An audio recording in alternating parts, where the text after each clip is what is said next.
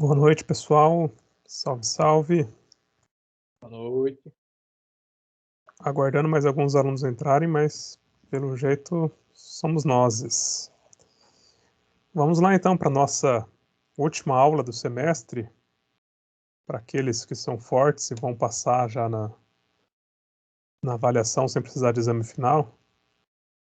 Aqueles que precisarem de exame final, a gente tem mais um encontro ainda depois da avaliação. Então, só para relembrarem aí, na próxima semana, dia 23, vou confirmar aqui, isso, dia 23, a gente tem a avaliação bimestral, a segunda avaliação bimestral da nossa disciplina. E também os trabalhos, então, já se encerram essa semana, os trabalhos da disciplina também.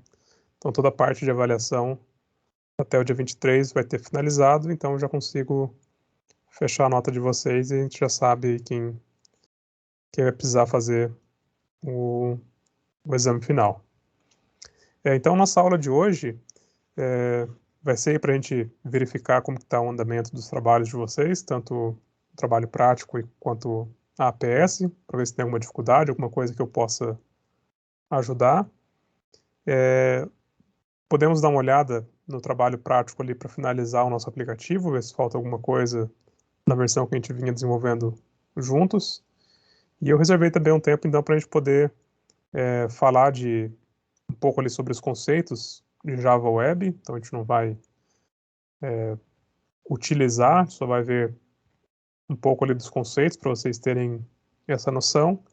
E eu vou deixar um espaço também para a gente poder discutir sobre a avaliação. Então, quem tiver dúvidas, para poder esclarecer, então, também nessa aula de hoje.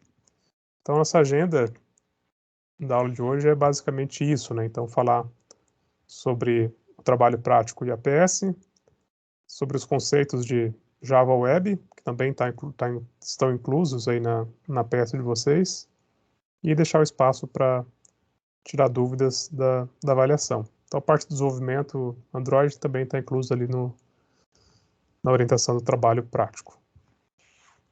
Ok? Então, só para a gente se organizar, vamos começar falando aí da quarta APS. Então, a quarta APS é uma pesquisa sobre desenvolvimento web com Java, com entrega aí para dia 19. Então, vocês têm aí mais 3 dias aí para concluir essa pesquisa e entregar via AVA. Alguma dificuldade, alguma observação sobre essa atividade? Eu tenho, professor. A gente vai chegar a ver algo mais profundo sobre esses temas mais para frente no curso, ou não? Sobre Java Web, eu acho que não. Pode entrar em projeto, então dependendo do professor, dá para incluir na, na disciplina, né? Mas como disciplina, eu acho que não tenho certeza. Tem que dar uma olhada na grade que foi alterada. Mas não me vem na cabeça nenhuma disciplina que trabalharia isso.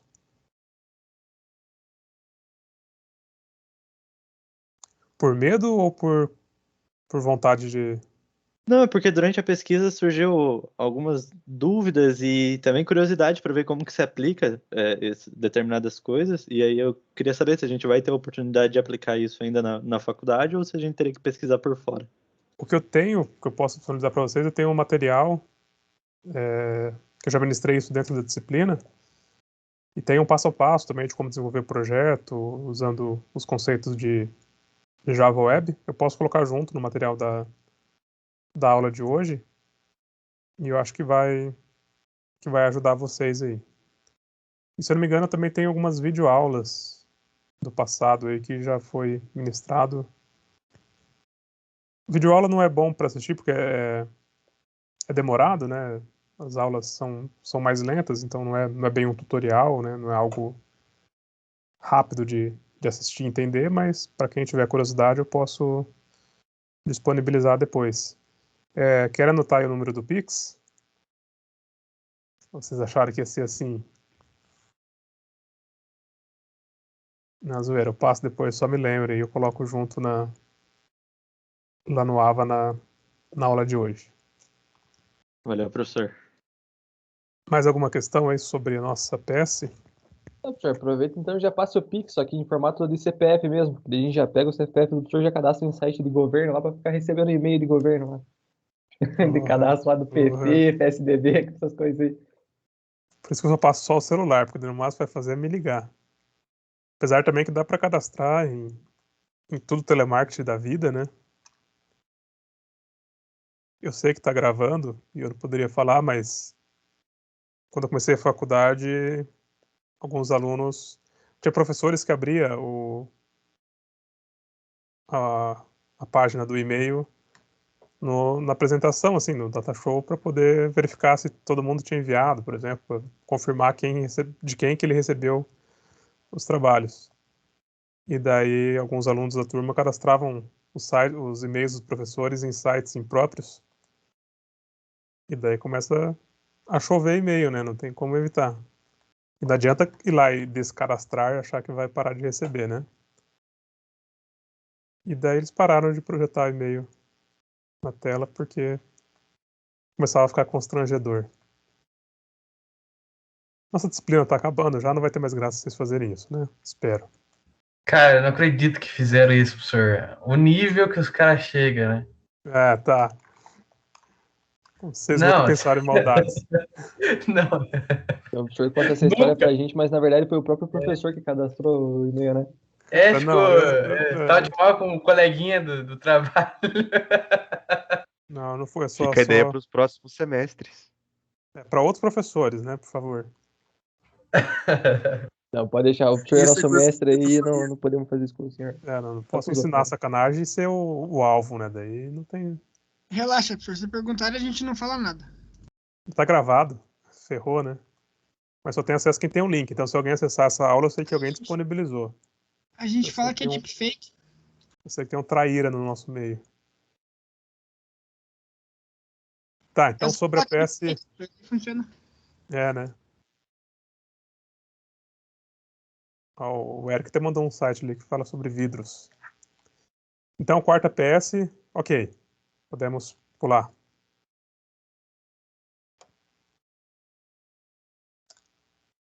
Por mim, ok, professor.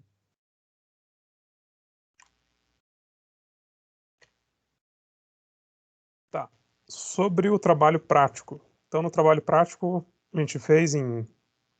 Opa, uma pergunta ali. Vamos entregar aquele trabalho prático. Aquele trabalho prático ou esse trabalho prático?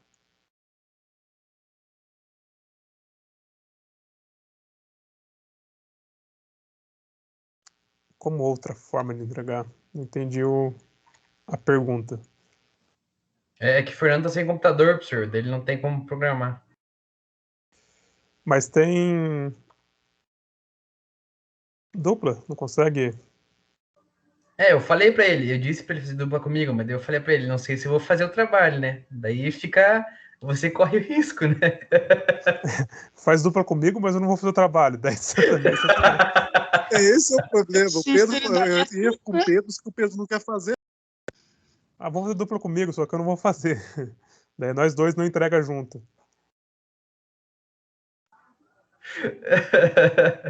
Alguém sem dupla aí que poderia obter ajuda aí do Fernando para alguma coisa no trabalho? Ah, professor, se puder colocar ele, se puder fazer um trio, Ah, um trio vocês não vão trabalhar junto. trabalha. Aí o Christian Douglas sempre trabalhamos em trio. Vamos lá, alguém que tá precisando de uma dupla aí para dar uma força? Mas um psicopata para dar ideia é sempre bem-vindo, professor. Tá, o que vocês vão entregar mais? Se vocês adicionarem uma funcionalidade no aplicativo, eu aceito. Uma tela extra para cadastrar as perguntas. Beleza. Fechamos assim? Não no aplicativo, é Ai, ai, ai, ai. app externo. Um app externo, um web de preferência. Com Java? Não, com Laravel. Com linguagem de programação decente. Mas ele vai fazer um web service. Sim, ele vai trabalhar com a API. Eu vou fazer uma tela de cadastro de pergunta e daí uma API para retornar os dados. Mas isso vocês já estavam fazendo. Não, a gente largou a ideia porque não deu tempo. Tá, se entregarem, então eu aceito. Beleza. Entendeu? Então, vamos lá. Então, esse aplicativo, já falei, a gente vem fazendo em sala, e o que eu pedi para vocês é personalizar, então, fazer algo próprio aí de vocês. Então, colocar um tema para as perguntas ali e personalizar o aplicativo em cima disso. Só peço, mais uma vez, aí, cuidado com a entrega. Entregue aí no padrãozinho. Eu fico feliz, vocês ficam felizes e todo mundo sai bem nessa, né? Então, respeite aqui o formato da entrega, porque daí fica mais fácil de fazer a correção. Data final, então, dia 19, que é sábado, para eu poder no domingo começar a corrigir. Diga, Natan. Professor, como que o professor vai avaliar isso? Você vai executar o código? Possivelmente pelo não vou link do conseguir vídeo? executar, né? Então vou ter que ver o que vocês vão mandar no vídeo, né? Avaliar o vídeo de vocês e olhar se o código-fonte está condizente. Código-fonte, o Então, print, eu né? te pergunto isso justamente porque eu e o Peterson e a outra rapaziada que a gente fez junto, e aí cada um o seu, a gente tá fazendo em um server no localhost hospedado na web. E Uhum. aí, tipo, ele vai funcionar pra gente, mas é óbvio que pro professor não vai funcionar, né? Sim, não, provavelmente não vai ter como executar por questão do banco ali, então Exato. eu já não tenho essa expectativa de conseguir rodar, né? Por isso que eu estou pedindo o Então, no código-fonte e o vídeo, só vídeo. deixar bem explícito como está sendo executado isso, mostrar de onde que tá vindo e aí tá Isso, ok. isso, aham. Então é até bom você ter perguntado isso. Então tentem explicar tudo ali no vídeo, né? Para poder ser avaliado com tudo que vocês realmente fizeram, né? Então, se vocês não mostrar no vídeo e não for visível no código-fonte ali, possivelmente vocês acabam sendo prejudicados aí. Colocar a introdução de 30 segundos, música então. Não, Peterson não pode. E no vídeo a gente pode explicar o que fez ou é só ele rodando sem áudio? Não, com explicação melhor. Com explicação, solta a voz lá e manda ver. Não se intimidem. Até coloquei aqui, ó. Pode colocar lá como não listado. E daí também ninguém fica sabendo, não precisa publicar no YouTube, né? Você acha necessário, tipo, dar uma scrollada na hora do vídeo, tipo, dentro do código ali do Android Studio, ou já pode lançar direto no aplicativo ali, daí deixa eu ver comparar mesmo se tá condizendo com o Eu código que a vou gente olhar o fez. código, eu vou olhar o código de qualquer forma. Agora sim, se vocês fizeram alguma coisa diferente, quer ressaltar como que vocês fizeram, algo que não foi feito em sala ali, que vocês resolveram de uma outra forma, ó, aí quer mostrar, então pode mostrar o código também. Mas se Tranquilo, então. for o código normal, daí não tem necessidade. Então, sempre que vocês fizerem esse tipo de entrega, né, tanto com print, ou quando eu peço documento, quando eu não, né, quando qualquer professor pede o vídeo, né, tentem caprichar, porque a avaliação acaba saindo disso, né, então às vezes coisas no código-fonte pode ficar escondido, então por mais que avalie ali como que foi feito, para ver se tá condizente com o que foi solicitado, pode ter funcionalidade ali que pelo código não dá para avaliar de uma forma integral. Que mais sobre esse trabalho? Mais alguma dúvida?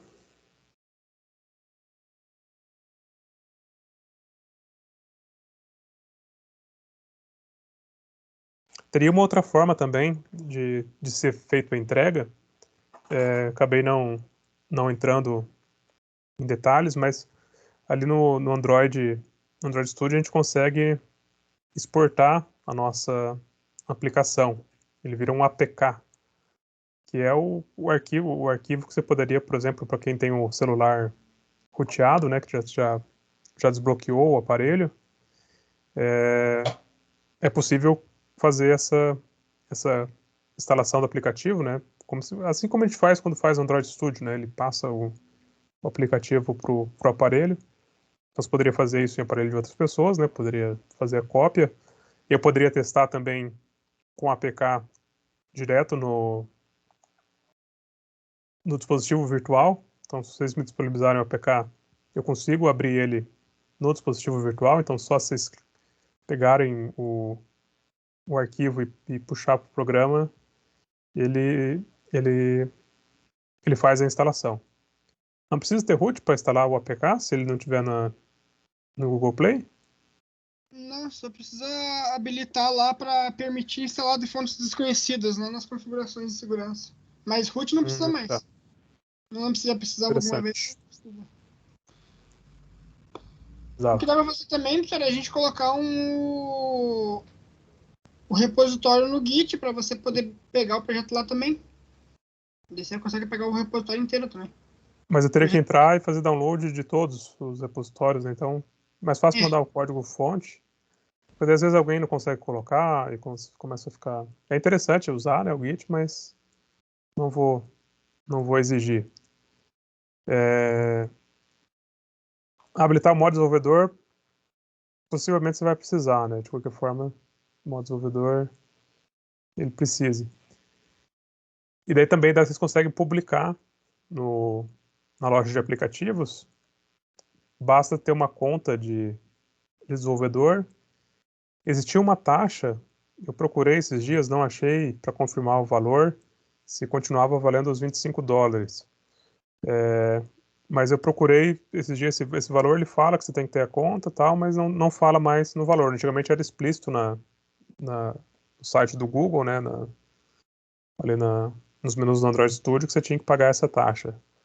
Agora não sei, daí eu também não avancei ali para chegar no passo que pede os dados do cartão de crédito, né? Mas é $25 pro desenvolvedor, então independe da quantidade ali de aplicativos, né? Então, para um aplicativo pode ser caro, para nós brasileiros, meros mortais, né? Para os americanos são R$ 25, né? 25 moedas, então já não é tão caro assim. Mas para quem desenvolver alguma coisa interessante e quiser publicar, né? É interessante ter essas publicações, por exemplo, com uma entrevista de emprego, né? Você já tem um portfólio, você já tem... o Christian mandou ali $25. Ah, tá. Aparentemente continua os $25 aqui. Exatamente isso aí que eu tinha procurado, não tinha encontrado. Pô, daí ele digitou no Google taxa, desenvolvedor, Google. Não, eu pesquisei ali como ter uma conta desenvolvedor na Google Play. Pois é, eu procurei esses tempos, não achei o valor. Eu via como fazer a conta, mas não tinha mais o valor. Apareceu direto no site do Google. Acho que você deve clicar naquela flechinha ali da expandiu, né? Não sabia disso. Ele fala pagar a taxa, mas aí você tem que ver qual que é Zona. Então, às vezes é interessante vocês terem também o repositório do GitHub, né? Manter os projetos da faculdade dentro do GitHub.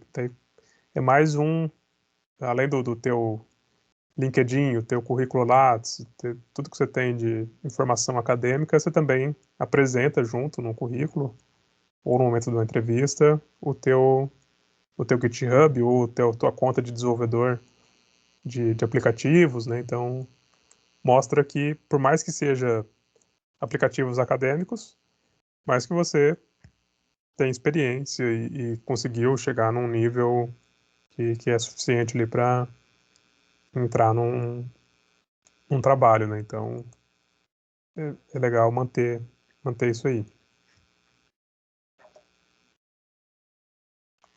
O Fernando mandou mais alguma coisa ali. Tá achando que é $25. Exatamente isso aí, né? Você pode atualizar depois, não precisa pagar mais. E é único, né? Não é uma assinatura, né? É uma taxa de inscrição, né? Você cria uma vez.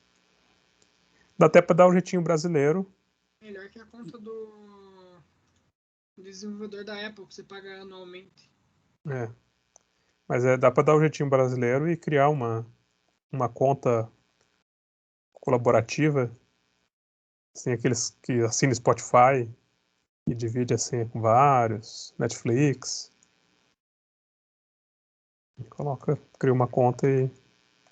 Certo também que $25 uma vez na vida, se for usar várias vezes aí, dá para pedir um patrocínio, cancelar o cinema que não tem mais, né? Ou carpir um lote. Carpir um lote já paga.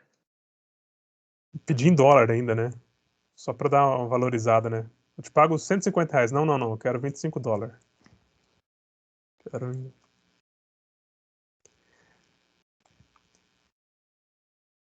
Vamos lá, então, sobre o trabalho, ok também, né? Estamos combinados.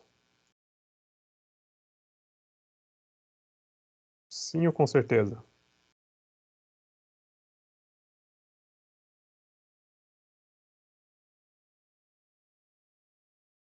Ó, o Douglas querendo faturar depois com o aplicativo. Aham.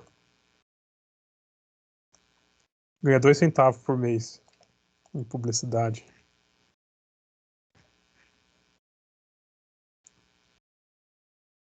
Ou faz um aplicativo pago, né? Daí você compra o seu próprio aplicativo, paga $25 e mais o valor do aplicativo. Faz aqueles aplicativos Eu Sou Rico, daí que você vende lá por R$ 1.500 cada o aplicativo, só para ser um Cara ícone assinar, né? de diamante. É. Faz uma versão mais barata com o mesmo ícone, só para a pessoa fingir que tem aplicativo. Pessoal, Verdade. sobre o trabalho, alguma coisa que querem revisar ainda, fora do que a gente viu na aula passada? Alguma coisa aí que não tenha ficado claro ou que queiram tentar fazer juntos?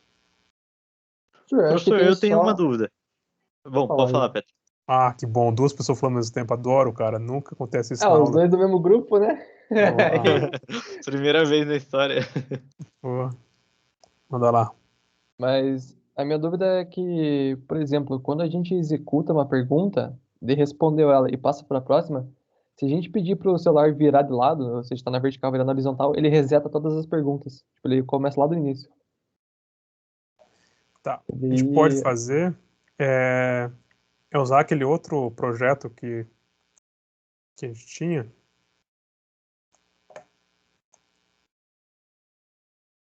e verificar qual que é o evento que ele executa quando vira o celular. É. Vou fazer aqui.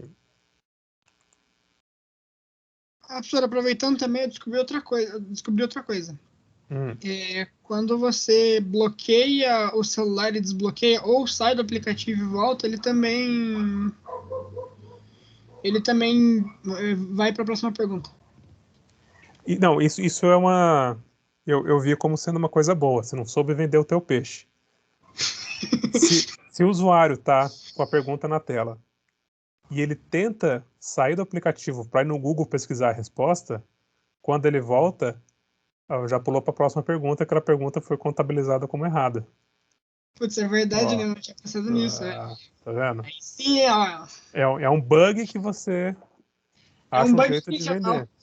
Sim. Ó, então aqui atrás ele está marcando aqui os eventos, né? Então só para a gente verificar se está funcionando, ó. Então ele deu a pause e o stop. Vou voltar para a tela. Depois stop, restart, start e resume. Então se virar a tela, ó, então ele destrói a tela.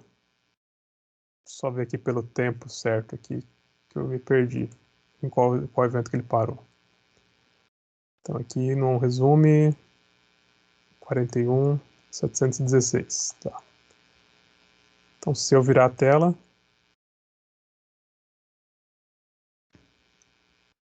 nossa, ele executa tudo de volta. Ó.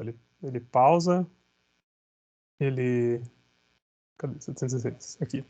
Ele pausa, para, destrói, cria de novo e start. Então, realmente é o ciclo de vida da tela. Isso não tem como a gente evitar. Então, toda vez que ele virar a tela, é como se ele tivesse saído e voltado para a tela. Ele vai executar tudo de volta. Então, o que pode ser feito? Bloquear para não alterar, não deixar ele rotacionar a tela.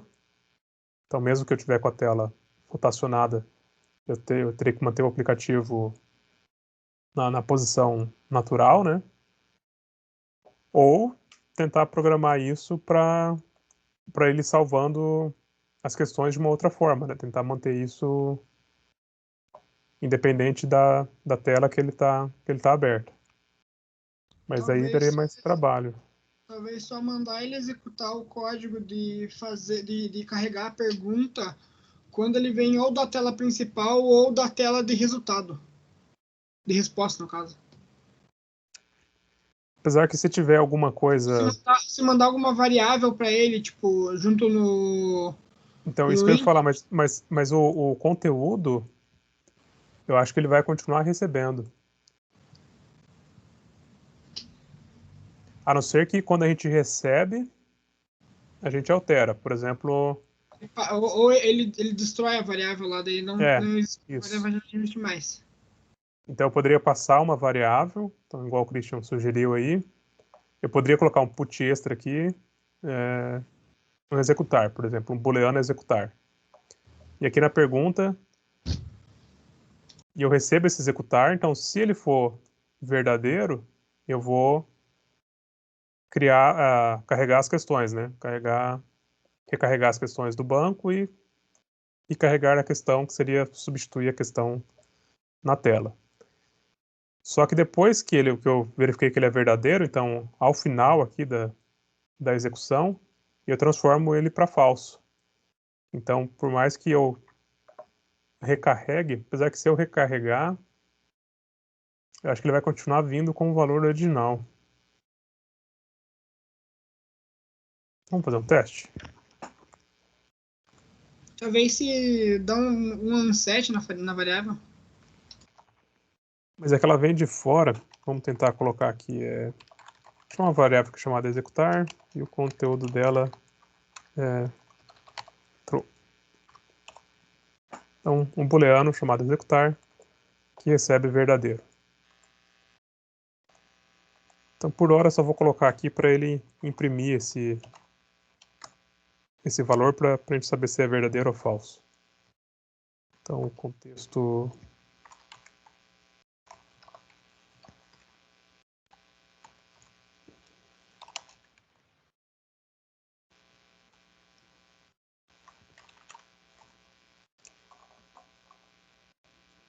Deixa eu ver se eu já uso o intent aqui em cima. Já.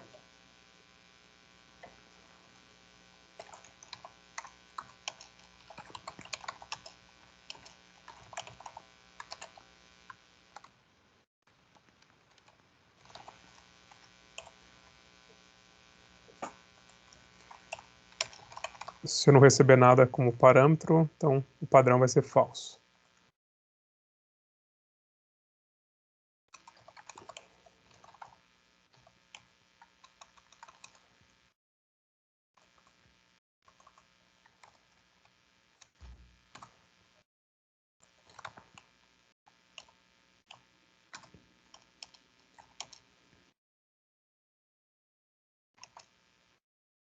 E o tempo, né? Toast. Ponto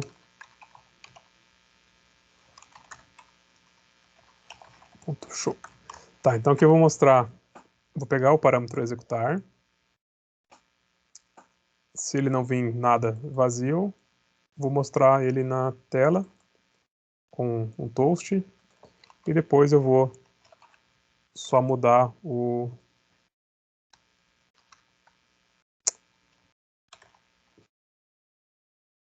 Aí que tá o problema. Se eu tentar mudar o valor dele,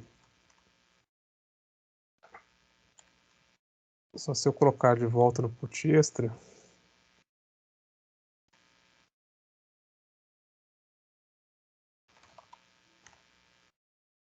remove extra, ó. Vamos testar.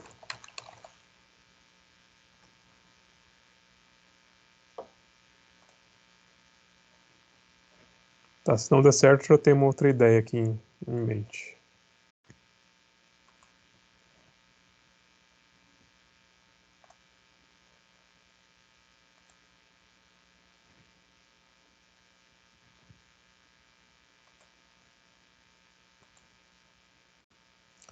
Tá, vamos clicar em iniciar. Verdadeiro aqui embaixo. Se eu giro a tela, falso.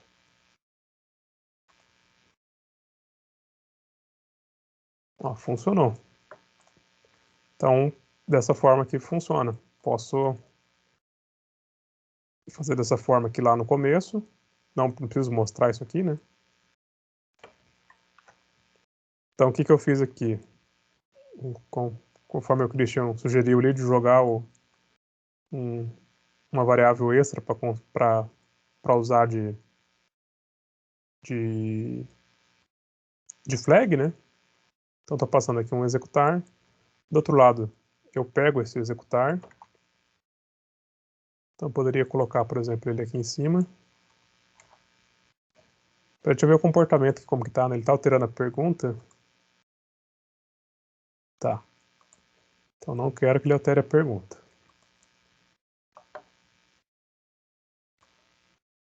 Vou só recortar isso aqui, vou colocar aqui para cima.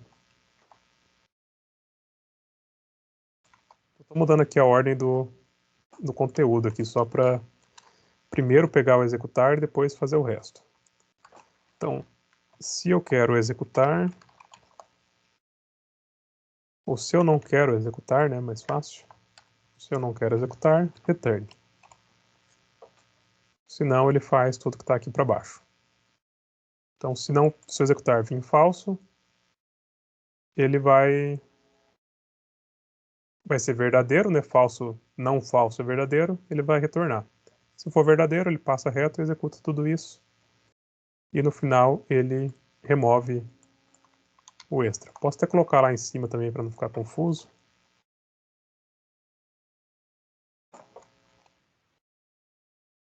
Então aqui, senão ele remove o extra, né?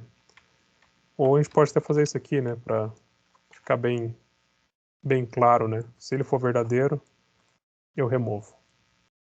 Não precisaria desse else, mas fica conectado uma coisa aqui com a outra.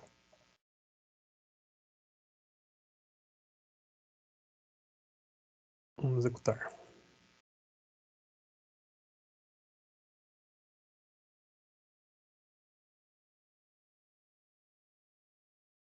Juliana perguntou se tem um exemplo para exportar em XML. A gente fez um em Java, só que quando a gente estava trabalhando no Java Swing, né? Exportar o que em XML? As perguntas,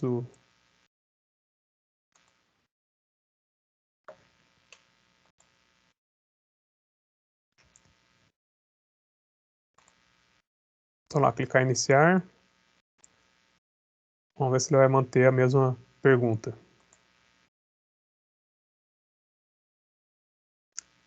Ele resetou a tela, tá? Teria que pensar com mais calma. Que ele destruiu a tela.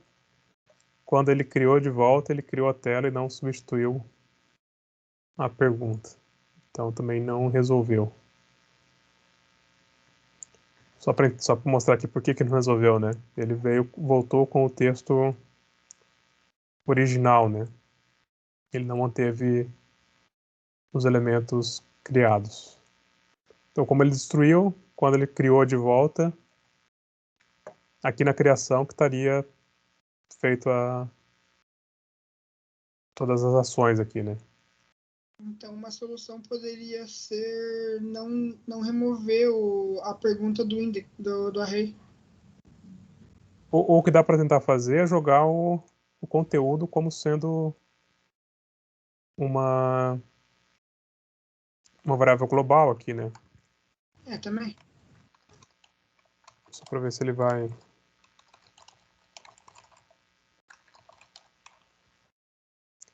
Mas isso aqui é só encheção de linguiça, né? A gente já...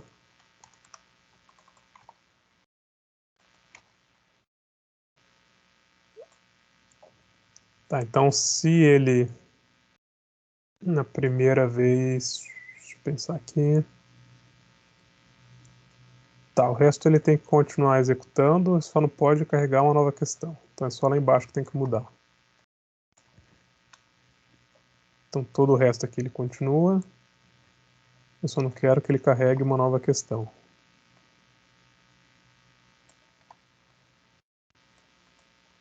Então se for verdadeiro...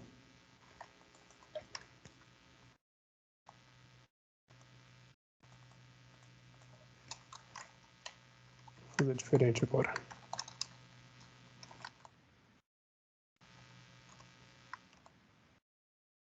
Então se for verdadeiro eu carrego uma nova questão, se não... E removo o extra, né? Senão ele continua.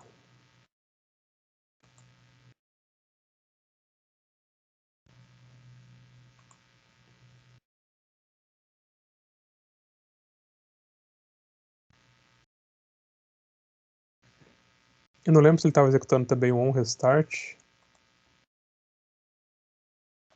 Não destrói... Não.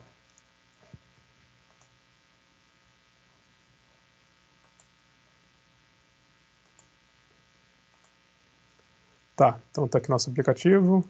Iniciar. Tá, pergunta. Ainda não.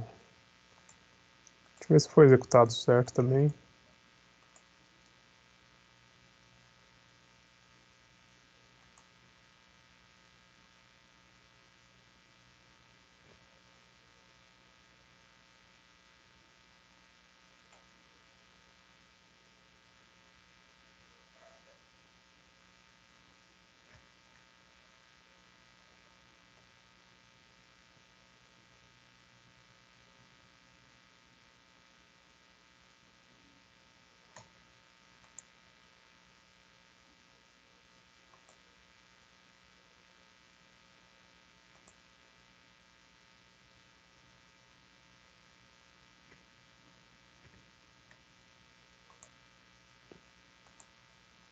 Ah, tá.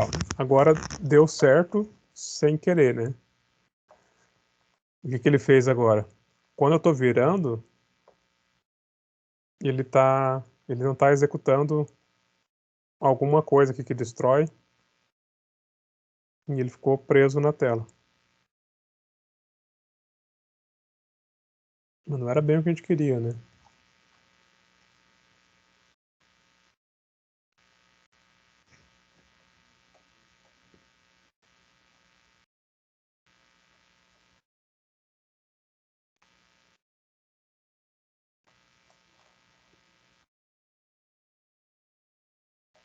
Não sei, teria que continuar brincando aqui com o código até chegar aí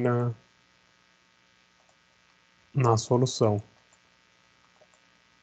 O melhor jeito é unificar os dois códigos que a gente tinha ali, né? Então, a versão que tinha ali para... Agora ele não tá virando nada. Não virou.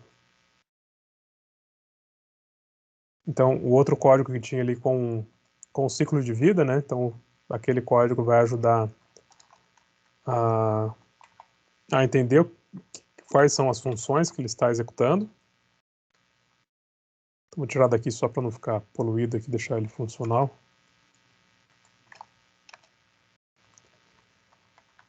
Então, colocar aqueles prints ali, né? O log. Então, coloca o log lá de informação só para saber que ele está executando, né? Quais são os ciclos que ele está passando. E tentando adaptar o código, né? Se não conseguir, fixa a tela para não rotacionar. Então tem alguma configuração. Eu lembro que eu já usei alguma vez, mas não lembro onde que é. Mas tem alguma configuração na tela que você coloca para ele não permitir a rotação, né? Mas eu não. O Juliano mandou ali uma coisa. Android, Screen Orientation, Portrait. Boa. Eu acho que na tela que tem em alguma propriedade aqui, mas ele não está aparecendo as.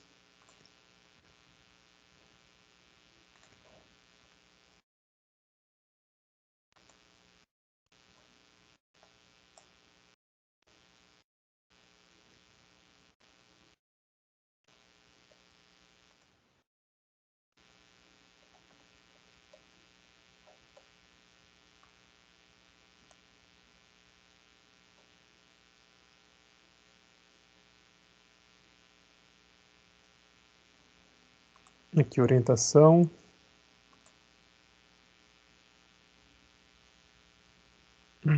Não, aqui acho que é do layout. Enfim, se não achar por aqui, vai no código mesmo. Joga no código da própria tela. Apesar que o que ele mandou está no Activity, né? Então vai ser aqui nessa tela.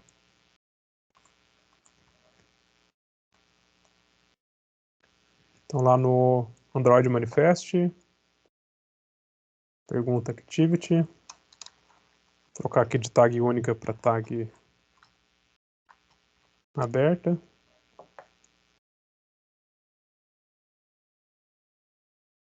Ah, não precisa, ele não é um parâmetro, né? Agora que eu vi ali.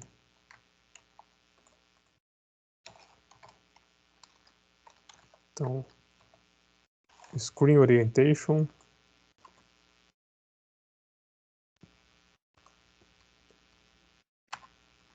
Então, em retrato.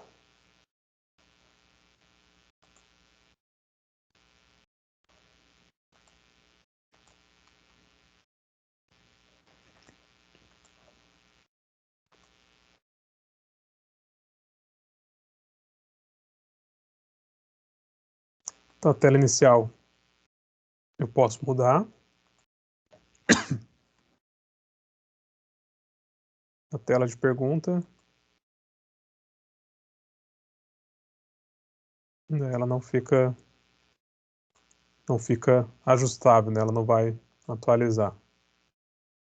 A tela de resposta, se eu movimentar, na verdade, se eu deixar assim, a tela de resposta provavelmente ela vai ficar em paisagem. Não, vai ficar alterando toda hora, né? Na hora que eu voltar para a pergunta. Ah, ficou uma solução legal. Só dá um ruim ficar vendo essa.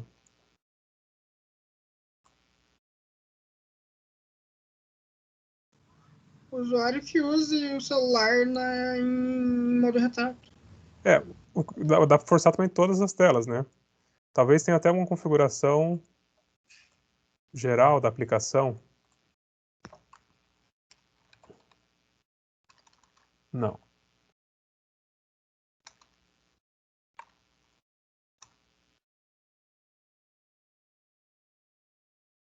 O que é o RTL? Rotação? Não. Ah, não, é para ler da direita para a esquerda. Mas não tem suporte.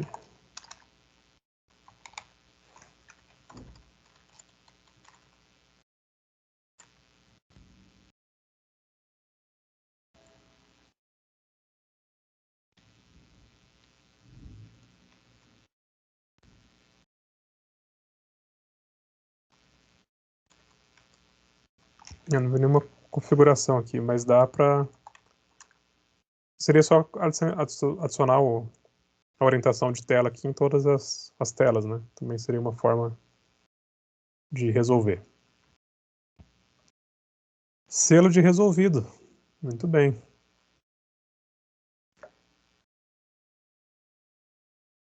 Bom, então, mais alguma coisa sobre o trabalho que vocês queiram?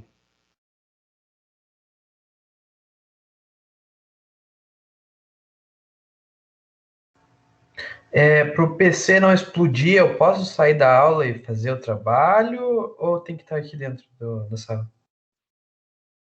Agora, você diz? Isso, agora. Ou faz o trabalho depois? Pode, não vai poder fazer, porque daí eu vou abrir espaço para pergunta da avaliação, se não tiver pergunta, ok. Mas daí depois do intervalo eu vou falar sobre... Na verdade, eu acho que eu vou adiantar então a parte do Java Web e daí a gente deixa para depois do intervalo a questão da revisão. Daí se não tiver dúvidas, fica liberado para fazer o trabalho. Melhor, né? Beleza, beleza. Uhum. Então vamos lá.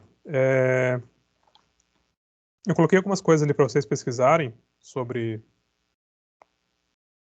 Java Web, mas eu queria só pontuar aqui algumas coisas para deixar falado aqui para vocês e vou deixar esse material, como eu falei ali, vou deixar esse material depois para vocês olharem com mais calma.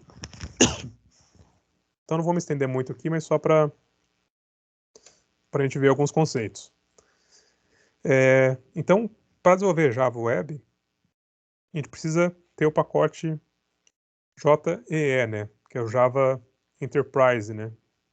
Então, o Java ele é dividido em duas plataformas. Ele tem a plataforma Standard Edition e tem a Enterprise Edition. Então, a mais leve, né, a padrão, é a SE, né, Standard Edition, que vem o que é necessário para a gente fazer aplicações Java. Então, Java, por exemplo, Java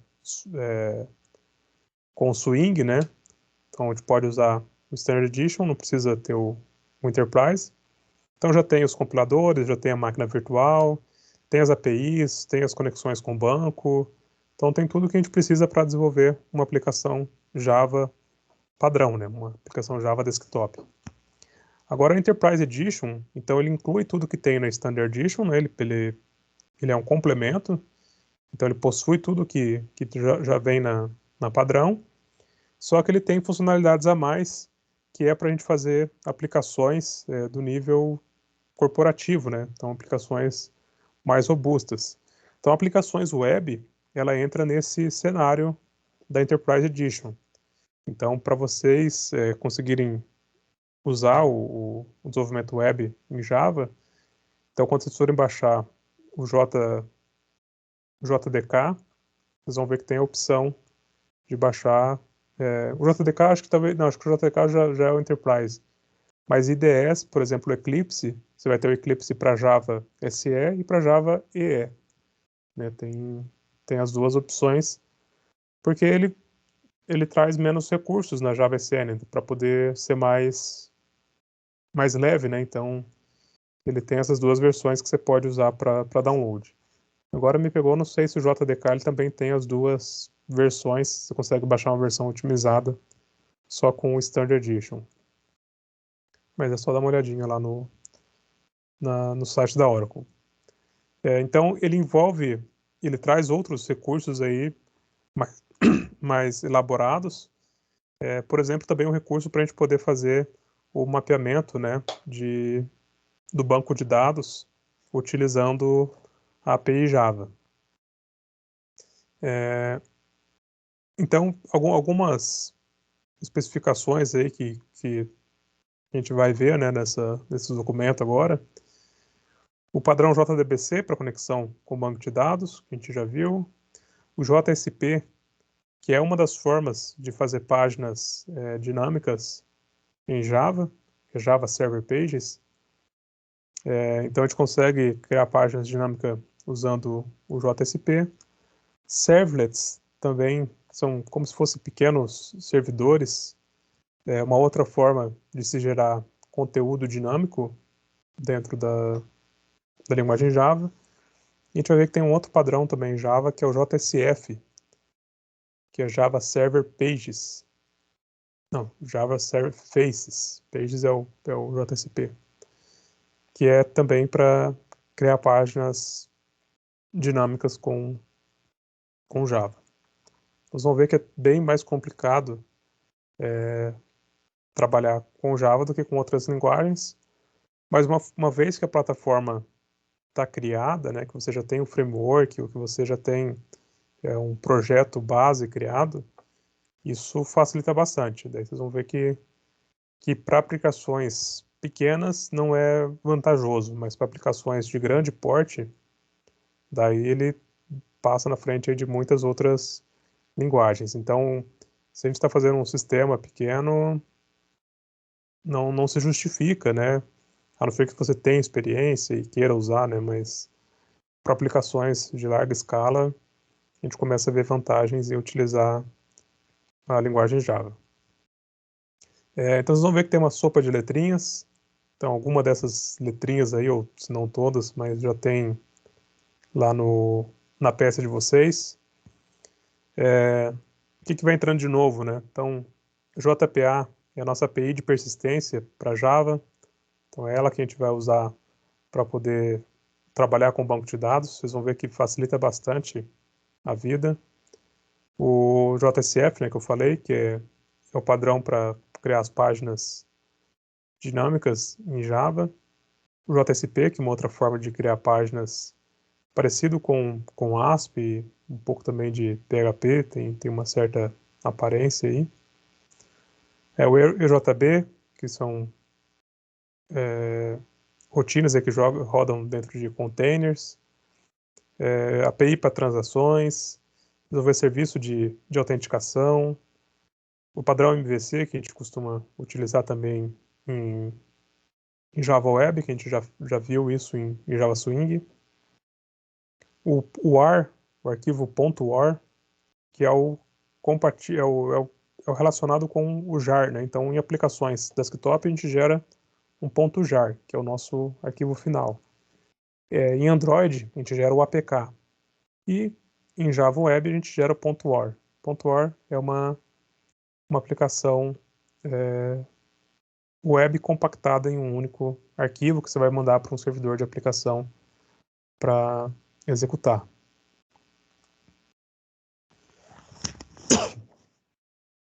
Então, como eu estava falando em JPA, essa API que descreve como que deve ser feito a persistência de dados. Então, quando eu uso algum framework, o framework ele implementa essa API. Então, nessa API, ela define como que vai ser feito esse mapeamento objeto relacional, que é quando a gente gera um mapeamento, eu tenho uma tabela no banco de dados e eu gero uma classe para fazer essa relação entre o objeto da linguagem Java com a entidade, né, com a tabela que está no banco de dados. Então, o mais famoso, o framework mais famoso que faz a implementação dessa API, né, desse JPA, é o Hibernate. Então ele facilita esse mapeamento a gente gera anotações, né, annotations, dentro da nossa classe Java, e o mapeamento ele é feito de forma automática, né? Então já é implementado dentro desse framework esse mapeamento. Então, se eu tenho uma tabela aluno e uma classe aluno, eu vinculo ela por anotações, e daí todos os campos dela também são os mesmos campos da tabela. Então, se na tabela tem o campo nome, e-mail e curso, eu vou ter na classe também os atributos nome, e-mail e curso, e eles automaticamente estão vinculados. Então, se eu mando persistir o meu objeto, então se eu mando ele salvar o meu objeto, ele vai salvar no banco de dados. Se eu mando remover um objeto, usando, né, o framework, ele vai remover do banco de dados. Então, ele mantém esse mapeamento, ele mantém essa relação entre objeto e entidade. Isso é do lado da persistência. Do lado da visão, né, o lado do componente view, da camada view, a gente tem o padrão JSF. JSF é uma especificação de como fazer as interfaces, né, para páginas dinâmicas. Então ela é um pouco antiga, vocês vão ver que hoje já existe outras tendências aí, mas tem bastante projetos que ainda utiliza o JSF.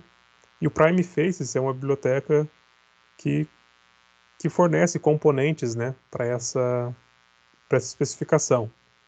Então são bibliotecas, existem outras, né, mas a Prime Faces é a mais conhecida, que traz, então, diversos componentes que podem ser utilizados na aplicação. Vou até abrir aqui o demonstrativo dele, só para a gente ter uma noção do que eu estou falando.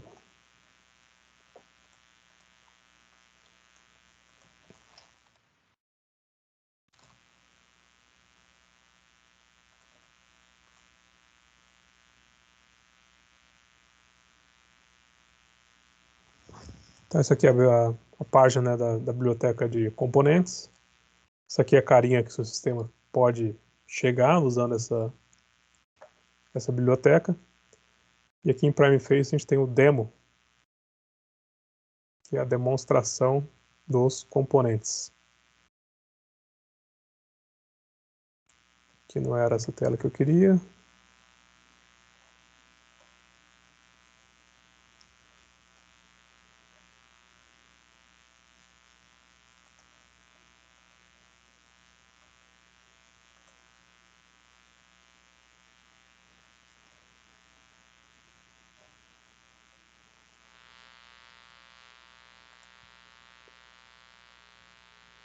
Acho que ele mudou o layout, eu estava me batendo aqui, mas é aqui mesmo. Então aqui tem do lado aqui os agrupamentos dos componentes. Então, por exemplo, aqui componente para selecionar um item. Então aqui ele já tem os componentes formatados.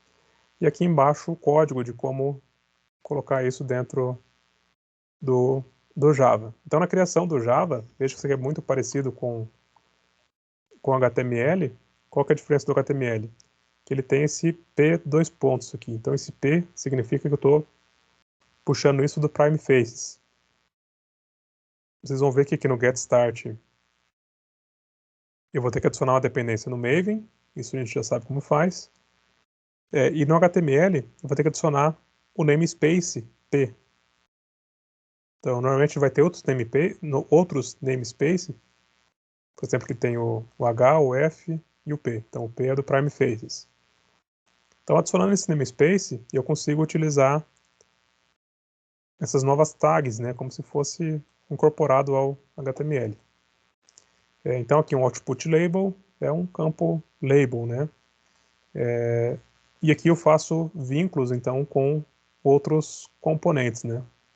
Então aqui eu tenho uma lista de seleção, aqui são os itens. Eu consigo puxar isso também de um objeto. Então, por exemplo, aqui eu estou puxando, nesse caso acho que não, esse aqui seria o exemplo. Ah, não, aqui também era. Mas enfim, esse de baixo que está mais fácil de ver. Os valores aqui do item, então tem um item que é fixo, que é esse aqui, selecione um. E os demais itens, eles vêm de uma bin, a gente chama de um bin, B-E-A-N. E dentro dela eu tenho um objeto chamado SelectOnMenuView, e dentro desse MenuView eu tenho uma lista de cidades. Então aqui ele vai popular com essa lista de cidades. Então ele também traz aqui a visão Java, de como seria isso. Então aqueles cities, né, que tá ali, é um mapeamento aqui, por exemplo, ó, de string para string. E ele é populado, aqui ele está sendo populado manualmente, né? Então criou aqui um mapeamento, um hash map, e colocou os itens. Precisa ser um hash map? Não, pode ser uma lista normal também. E depois eu vou ter lá o get cities só retornando essa lista. Então é bem fácil de implementar. Vocês vão ver que tem muita coisa aqui para muitos componentes, né, para utilizar. Então tudo pronto, né? Então você consegue colocar um carrossel disso aqui na página de forma bastante simples. Então é como se fosse uma biblioteca JavaScript, né? É um misto, né, de tudo isso, né? Então é um framework aí que bastante prático aí para desenvolver. Problema de utilizar esses frameworks, né? O problema é quando você quer fazer alguma coisa muito muito fora, né, do que tá aqui, né? Daí começa a dificultar um pouco. Mas aqui, ó, os gráficos com legenda, então tudo isso daí ele traz sempre um modelo de como fazer aqui a parte do front-end quanto a parte Java, né?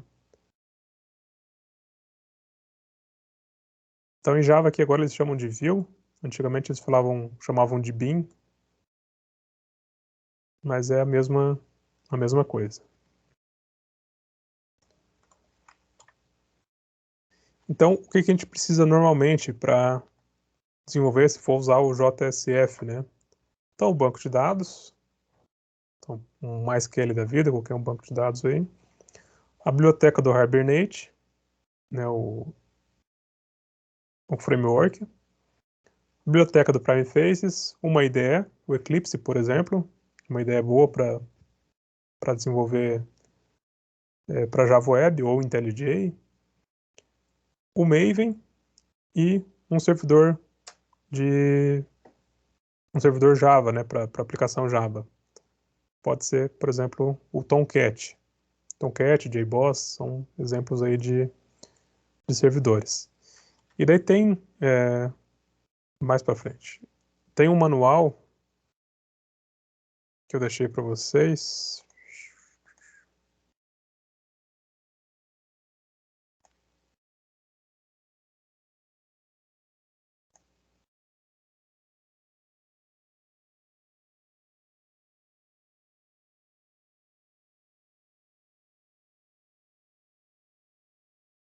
Deixa eu só projetar aqui. Então, o que eu falei que eu ia disponibilizar para vocês é esse aqui. Então, tem um passo a passo aqui de como preparar o ambiente para desenvolvimento. Então, aqui é baixar as bibliotecas, descompactar, abrir o Eclipse, configurar o Hibernate. Então, esse JBoss Tools aqui, essa ferramenta é para configurar o Hibernate. Então, faz a instalação do repositório do Maven to Eclipse. Então, M2E é Maven to Eclipse.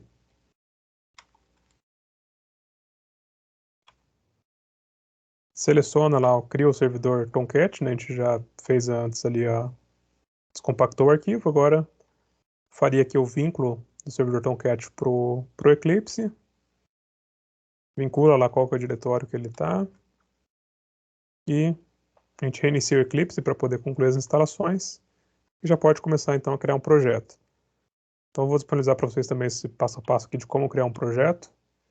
Esse aqui é o mais chatinho, nem sempre funciona de primeira, tem que voltar, rever os passos aqui de vez em quando. Então, você cria um novo projeto, pode iniciar ele como sendo um projeto Maven. Tem que puxar os artefatos dele, então procura lá tem que esperar um tempo ali naquela tela anterior, até que ele carregar. Você tem uma lista enorme, procura lá por Maven Archetypes Web App. Então, projeto, cria o projeto, vocês vão ver que ele já cria o projeto com erros, mas que logo serão resolvidos. Na aba servidor, adiciona... Não, na verdade, antes da aba servidor, tem que adicionar nas propriedades, lá onde que está a biblioteca do Tomcat. Algumas configurações aqui de versão, para mudar para 1.8. Algumas também propriedades aqui que tem que incluir no projeto, que não vem por padrão.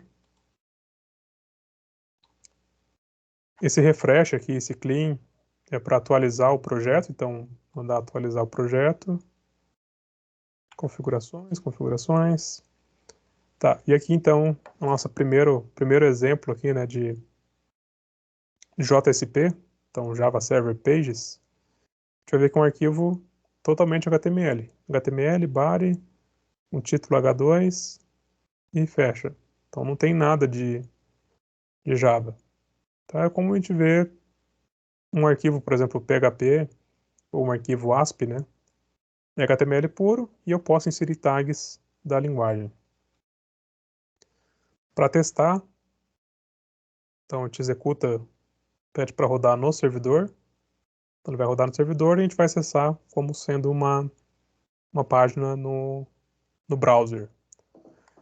Selecione então a versão do Tomcat que tem instalado e vocês vão conseguir acessar então a página localhost. Localhost é o nosso endereço local, né? O 127.0.0.1, 2.80.80, que é a porta padrão para qualquer servidor web, barra o nome do projeto. Então vai lá aparecer o conteúdo da página index, né? E daí a gente pode então adicionar o Prime Faces. Então adiciona as dependências lá no pom.xml, é o arquivo que concentra as dependências do projeto. Então isso aqui ele vai ser usado pelo Maven, então só de colocar lá essa dependência, quando eu executar, ele vai baixar as dependências. Algumas dependências adicionais que precisa e não vem para o padrão. Então aqui é como vai ficar o arquivo. Atualiza o projeto.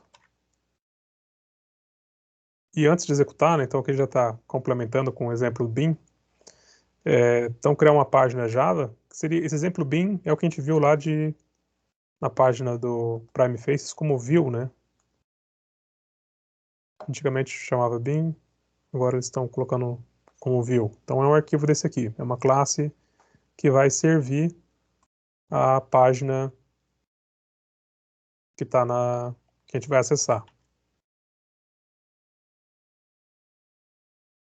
Então aqui o manage bin, uma anotação para avisar que ele é um bin. E a gente cria uma classe normal que tem que ter os get e o set aqui para poder, então, de alguma forma, interagir com a página. Criando aqui, então, uma nova página do tipo XHTML. Então, a diferença é que em Java a gente vai usar esse XHTML porque X é uma junção de HTML puro com XML. Então, é uma junção aí dos formatos de arquivo. E daí a gente vai adicionar então aquele 2.p. Por enquanto aqui não tem ainda. Está o F, o H e o I. Mas aqui um exemplo de como interagir agora com o JSF, né? Não é mais com o JSP. Então H2 ponto, output text, value, e aqui o jogo da velha, abre chave, exemplo bin.msg. Exemplo bin, ele vai remeter a essa classe. Então com o E minúsculo lá, mas ele vai puxar aqui com E maiúsculo. Então ele vai puxar essa classe aqui, e o ponto mensagem é esse atributo. Mas ele não acessa o atributo direto, porque é privado. Então ele passa pelos métodos get e set. Então isso ele faz automático. Então se a gente mandar executar, aqui é só uma configuração que faz no arquivo web.xml, que é para falar que todas as páginas que terminam com XHTML, ele precisa passar por esse servlet. Esse servlet está sendo implementado aqui em cima, que é o java x.faces.wpp.faceservlet. A gente vai ver daqui a pouco como implementar uma servlet também. E aqui qual que é a página inicial? A página inicial é index.xhtml. Então aqui de novo só para revisitar as dependências do Maven, ver se está tudo certo. Executa novamente. Aqui um exemplo colocando mais 2 atributos para data de nascimento. Aqui um exemplo de como ficaria então a página executada, né? Então, impressão aqui de alguns conteúdos. E aqui, por exemplo, um calendário, a gente coloca só cadê? Essa linha aqui, ó, que eu tô com o mouse. p2.calendar, ID, põe um ID e o valor de onde que vem o valor. Só isso. Então, p2.calendar ele já gera esse calendário que quando eu clico no campo, ele já expande para selecionar uma data. Então facilita bastante depois que a gente tem isso funcionando, né? Depois para continuar utilizando fica mais fácil. E eu posso trabalhar com os dois. Oi, Juliano? Eu consigo trabalhar com os dois, daí eu posso tanto trabalhar com o HTML quanto esse outro ali, o... JCF. Isso. Pode. A página ela pode ser mista. Ela pode ter componente só HTML e componente só XHTML, né, que é o JCF. A tendência é que você use tudo com JSF, porque os componentes, a não ser que seja texto fixo, né? Então, você tem coisas na página que não vai alterar, daí você pode usar HTML puro. Entendi. E aqui as servlets, né? Que a gente falou ali que todo XHTML vai passar por uma servlet. Então, essa aqui é a forma mais primitiva de como criar uma página dinâmica com Java. Texto, mas é um gerador de página. É uma classe Java que executa antes de eu chegar numa página. Então, por exemplo, quando eu estou numa página aqui, eu peço para atualizar, então antes ele vai executar uma classe Java, quando estou desenvolvendo em Java, evidentemente, para depois fornecer a página HTML. Então, o servlet sempre vai ser usado em qualquer página. Só que a gente consegue desenvolver a servlet, né, se a gente quiser. Eu posso desenvolver direto ela. É menos comum, mas pode ser necessário em casos que você quer fazer uma coisa mais simples, né? Você quer fazer uma coisa mais simples, você pode desenvolver uma servlet. Exemplos de quando que eu vejo possíveis servlets. Quando você clica num link para descadastrar de uma lista de...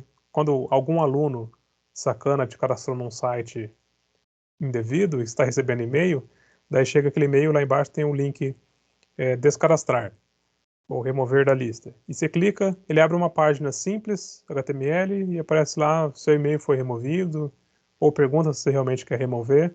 É uma página HTML bem simples, né? Não tem muita coisa a ser feita. Então, provavelmente seja uma servlet, se for desenvolvida em Java.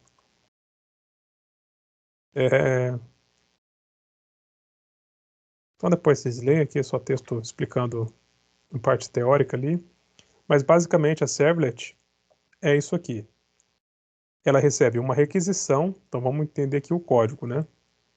Eu tenho aqui uma classe OiMundo, porque é tosco mesmo, que estende um HTTP Servlet, tá?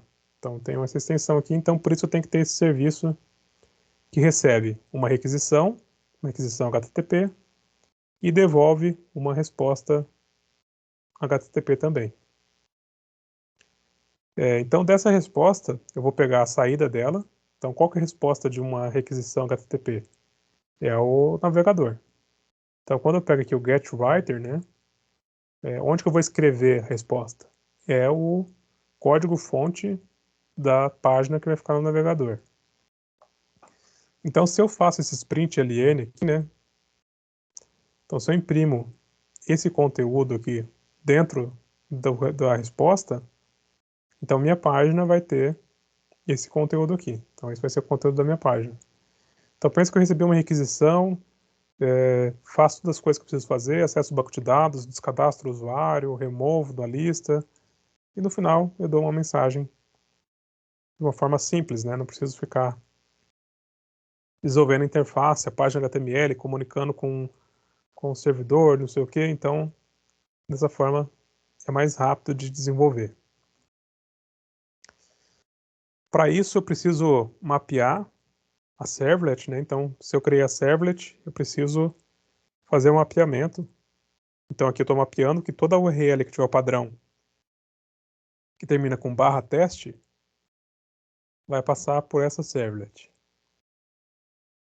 Então, eu posso fazer uma servlet, por exemplo, que não executa o conteúdo, não precisa executar nada, mas posso fazer uma servlet, por exemplo, para filtrar alguma coisa, para filtrar uma requisição, ou para pegar uma requisição e jogar num log, toda vez que alguém acessa uma página, eu executar isso, registrar isso num log de eventos.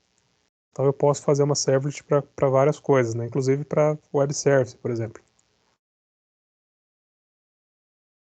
E depois eu tenho o JSP, né? Antes do JSF eu tenho o JSP, que é a forma mais simples de criar as páginas dinâmicas, né? Depois do servlet. Então o JSP, estou criando aqui um arquivo JSP. Por que eu falei que ele parece com PHP ou ASP, né? Eu consigo incluir as tags e colocar código em Java. Então veja, estou criando aqui um objeto do tipo string, chamado mensagem, com o conteúdo Olá Mundo, e aqui eu estou imprimindo. Então, o nosso echo que tem em PHP, eu posso usar aqui o out.println, que é o mesmo comando que eu usei lá na servlet, né, para gerar a saída. Então, tem suas aparências aí com o PHP da vida. Então, posso rodar aqui no servidor da mesma forma.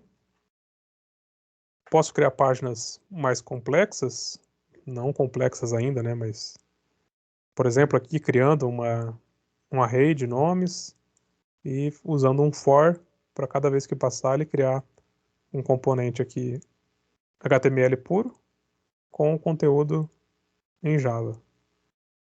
Então veja que isso aqui é muito parecido, né, com qualquer coisa em PHP. Tô certo, Christian? O Arthur também defendendo PHP. Então é bem parecido aí, a gente consegue. Só que o JSP não é utilizado mais em Java, né? Bem pouco usado. É feio igual PHP, professor. Exatamente, concordo. Concordo. Não fica nada bonito uma tela assim, né? A gente viu lá que com Prime Faces. Pô, se eu quero fazer uma lista, vamos ver aqui, ó, uma lista.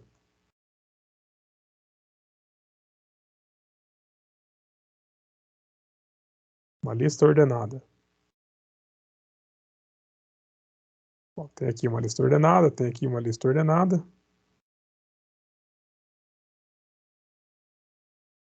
E aqui o conteúdo dela tá aqui, ó. Então aqui eu criei a lista. Eu tenho aqui aqui no Values tem um conjunto de países. E para esse conjunto de países eu criei uma variável chamada país. E aqui eu imprimo qual que é o nome do país. Parece mais profissional, né? Mas deve ter data list mais simples.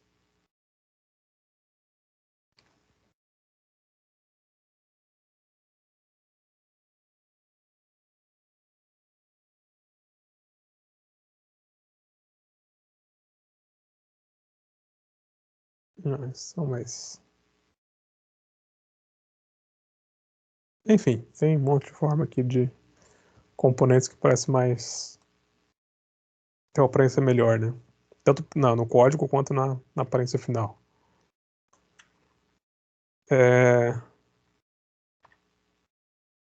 Tá, então JSP, isso aqui. E vou passar rapidamente aqui pelo JPA e Hibernate só para mostrar como que é feito o mapeamento, né? Então lembra, JPA é a API que descreve como é feita a persistência de dados. E o Hibernate é um framework que implementa esse padrão, né? Então a gente usa anotações, aqui mesmo. Então a gente usa anotações para avisar, por exemplo, que uma classe, ela faz mapeamento com uma tabela. Então eu coloco essa anotação @entity. Então estou falando que ela é uma entidade e eu posso adicionar também o @table para falar qual que é o nome da tabela. Na coluna, por exemplo, eu coloco o @column para avisar que aquele atributo é uma coluna. Ou se ele é um ID, eu coloco um @id. Se eu quero gerar conteúdo, um ID que gera valor automático, coloco generated value para avisar que ele pode gerar valor automático. Se eu quero fazer mapeamento de uma classe para outra, né? Se eu quero colocar um atributo, né? Um objeto, uma relação com outro objeto. Daí eu posso utilizar um para muitos para um para muitos ou muitos para muitos. E posso também configurar a junção dessas colunas usando o join column para falar quais são os campos que está relacionando um com o outro. Fala, Nathan. Professor, enquanto estava fazendo minha pesquisa sobre o Hibernate, eu entendi muito isso como uma boa prática. É errado interpretar ele dessa forma? Não, não. É uma boa prática. É uma forma de deixar o nosso código mais conciso, né? Ele não vai... Se a gente fizer na mão esses SQL, né? É muito fácil de dar problema, né? Então, o Hibernate ele vai deixar o nosso código mais... se eu alterar alguma coisa na classe, eu vou ter que alterar no banco também. Então, ele deixa mais seguro dessa forma.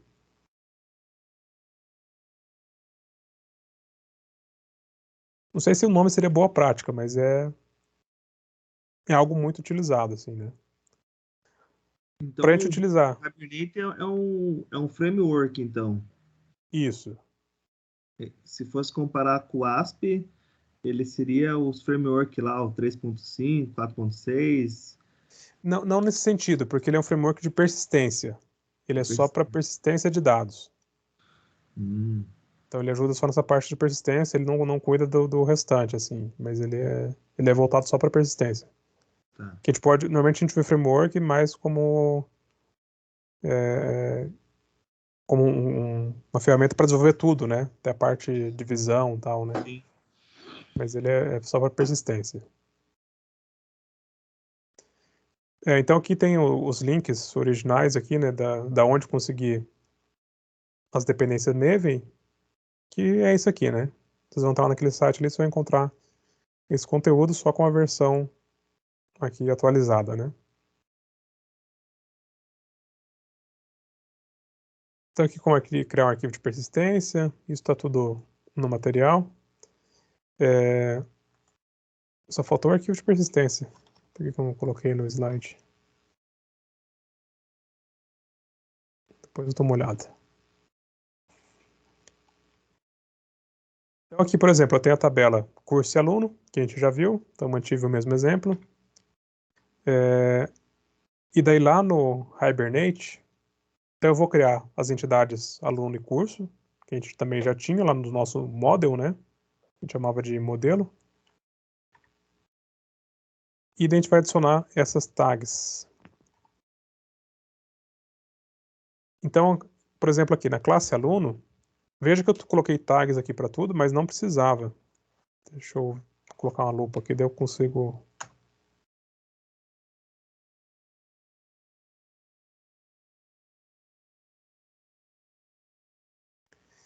Então, por exemplo, aqui na classe aluno, eu coloco essa anotação que é uma entidade e a anotação que ela é uma tabela cujo nome lá no banco está como aluno. Precisava colocar isso aqui? Não precisava. Por quê? Porque aluno para aluno, ele consegue fazer mapeamento automático, porque é o mesmo nome. Aqui eu acho uma boa prática colocar o nome porque fica explícito, né, que eu estou relacionando com uma tabela chamada aluno. Eu tinha um ID, então eu coloquei um @ID e o ID ele era gerado automático no banco. Então eu coloquei uma tag que o valor é gerado e a estratégia é que é automático. Então não precisa de uma trigger ou de uma sequence, né? Para nome, coloquei que ele faz referência a uma coluna chamada nome no banco de dados e que ele não pode ser nulo. Então, se ele é nulo? Não, ele não pode ser nulo. Campo de data. Então, aqui o column data nascimento, também não pode ser nulo. E aqui uma informação que ele é um temporal. Temporal no sentido de é uma informação de tempo. Então, temporal type. Então, temporal type.date, então vou armazenar só a data. Podia ter ponto .time para armazenar só o horário, ou date time para armazenar data e horário. Então, são os tipos de dados temporais. O que mais tem diferente? Acho que só o curso que vai ser diferente. Então, o curso é um outro objeto. Então, aqui, many to one. Então, muitos para um. Eu tenho muitos alunos para um curso. Certo? Então, eu tenho muitos alunos em um único curso e eu vou ter esse curso com muitos alunos. Então, quando eu coloco essa anotação, aqui é uma anotação de join column para falar qual que é a coluna que eu utilizo para fazer a junção, que é curso ID, e vai se juntar com o ID do curso, né? Então, quando eu coloco essa anotação aqui, eu já sei que esse curso aqui é um outro objeto, é uma outra entidade do meu sistema, né? Tanto que aqui, eu acho que é no próximo slide. Então, aqui no próximo eu tenho aqui o curso, né? Então, o curso também tem anotação aqui da entidade da table. Mesma coisa. E aqui eu não preciso ter a anotação one to many. Eu poderia ter aqui o one to many? Poderia. Por exemplo, se eu quisesse fazer que um curso tem uma lista de alunos. Então, eu poderia adicionar uma anotação aqui, one to many, então um para muitos, e poderia fazer uma lista de alunos. Então, ele vincularia de forma direta. Então, tudo isso ele faz de forma automática depois. Quando eu quiser fazer as operações de insert, update, delete, tudo isso vai ser feito de forma automática. Se eu pedir para ele selecionar, eu quero listar tudo do objeto cursos, do objeto curso, ele vai puxar todos os registros da tabela curso. Então, o persistence.xml, que eu falei lá atrás, que eu tinha esquecido de pôr, está aqui, né? É o arquivo que faz a configuração do banco. Então, é um arquivo padrão do Java, e a gente só configura ele, né? Então, aqui a configuração está aqui, né? Quais são as classes que eu quero mapear, aluno e curso, e quais são os dados de conexão com o banco. Então, lá, qual que é o driver, qual que é o URL, qual que é o usuário, qual que é a senha. Então, é as propriedades de conexão com o banco. E aqui só para mostrar como que é fácil fazer a manipulação, né? Então, antes aqui, ó, só para mostrar de onde que veio aquele JPA demo, ele está aqui, ó. Então, a minha unidade de persistência foi dado o nome de JPA, que é o nome da API, né? Demo. Então, JPA demo. Então, lá no código Java, se eu quero puxar alguma coisa do banco de dados, tudo que eu preciso fazer é isso aqui. Criar um Entity Manager. Então, o que eu preciso fazer? Chamar a classe persistência, criar aqui a fábrica, né, de Entity Manager, passando qual que é o nome da unidade de persistência. Então, JPA demo. Então, criei aqui o Manager. Agora, com esse objeto Manager aqui, eu consigo fazer todas as operações no banco. Por exemplo, aqui, ó. Se eu quero selecionar todos os cursos, manager.createQuery, select C from curso. Então, aqui eu estou criando uma pseudo SQL, né? Para selecionar. Por que aqui como SQL? Poderia não usar SQL? Poderia. Mas aqui facilita se eu quisesse colocar um where aqui, né? Então, se eu quisesse fazer filtros, aqui fica mais fácil de manter o padrão SQL. Então, eu não preciso fazer aquele vínculo de que o ID vai receber o campo ID, o nome vai receber o campo nome. Não, eu só pego aqui o resultado, já listo no formato cursos.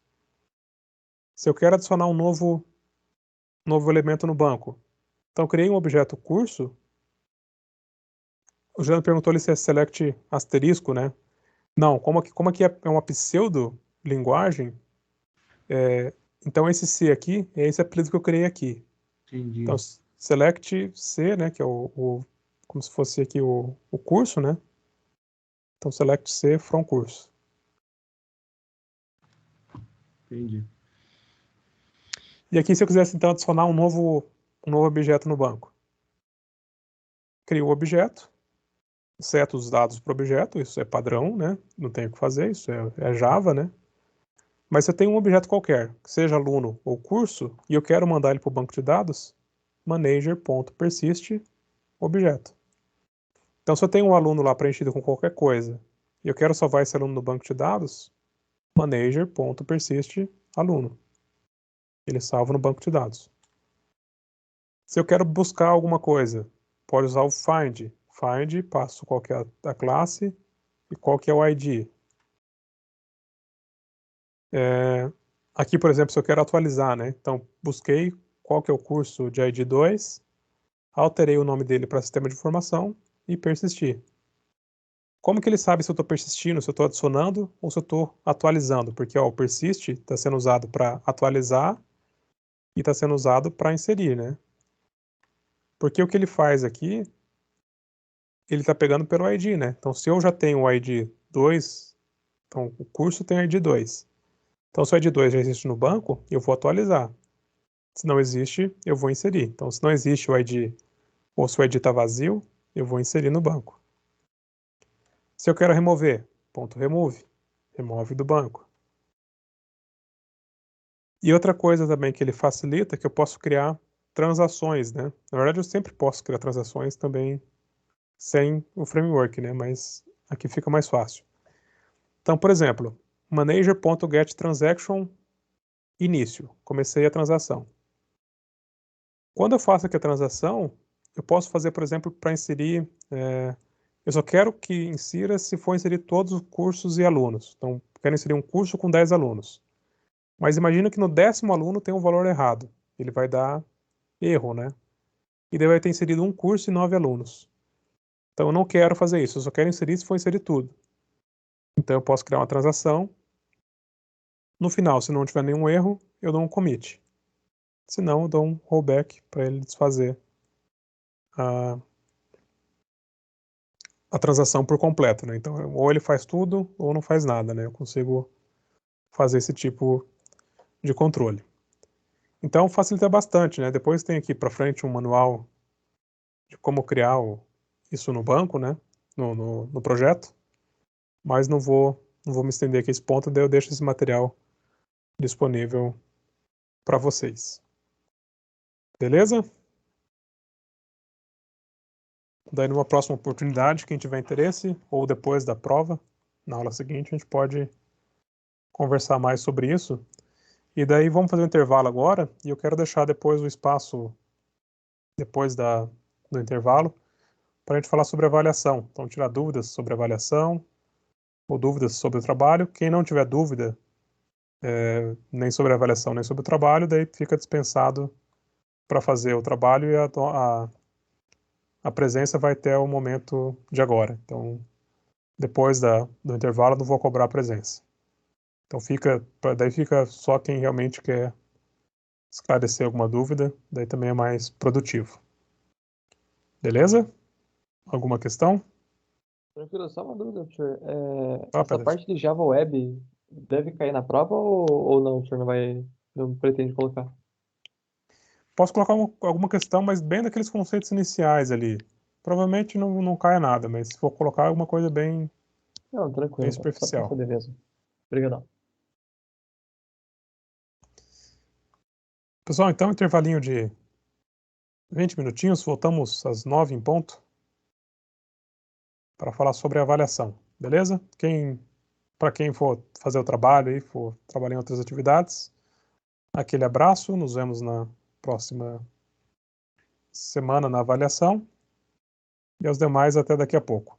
Então, como depois vai ser só para tirar dúvidas, vou parar a gravação por hora e depois a gente retoma. Valeu, pessoal. Até!